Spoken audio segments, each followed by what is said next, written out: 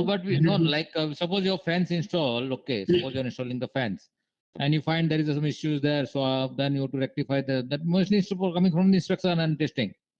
But we have any inspection testing in our process, anywhere we are doing or no? So, okay, Chairman, you can say the project refer to 1.1 project is related to construction early work, civil work only. There is no inspection and testing involved. Mainly, Panchayat is coming from the inspection and testing and coming that's the walk through, whatever you call it. But there is a project inspection test plan is there. There is document number has been given. But what we are going with the project inspection and testing? What we are going to inspecting? Bimal, who can help? Who can help for this information? Somebody from quality should be there. Walid, are you there?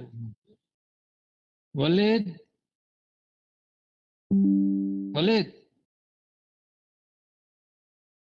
I think this is very important because we should not give wrong information. If we are saying there is no punch list, so I will refer 1.1. But somebody from contract construction can help on this. Yeah. Vimal, can you bring quality guy, someone?